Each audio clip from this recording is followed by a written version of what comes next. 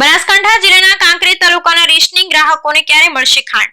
ATM થી rationing અનાજ આપવાની અંતર્ગત વચ્ચે સરકારની બેદરકારી, 75% ગરીબો રાહતની ખાંડથી વંચિત, 6000 મેટ્રિક ટનને બદલે 1500 મેટ્રિક ટન જ દુકાને પહોંચી હોવાનું આવ્યું બહાર. એક તરફ ગુજરાત સરકાર રેશનિંગના એક ગરીબ લાભાર્થીઓને રેશન શોપ પર ધક્કા ખાવા ન પડે તે માટે અનાજનું એટીએમ શરૂ કર્યું, પરંતુ બીજી તરફ સરકારની બેદરકારીના કારણે આ મહિનાની ગરીબોને મળવાપાત્ર ખાંડ મળી નથી. ગુજરાત રાજ્યના 17000 રેશન શોપ માટે 6000 મેટ્રિક ટન ખાંડની પરમિટ આપી દીધી, પરંતુ ટેન્ડર પ્રક્રિયાના અભાવે માત્ર 1500 મેટ્રિક ટન જ રેશન શોપ પર પહોંચી છે, જેથી કરી 75% ગરીબોને રેશન શોપ પર ધક્કામાંથી મુક્તિ નહીં પરંતુ ધક્કા વધી ગયા.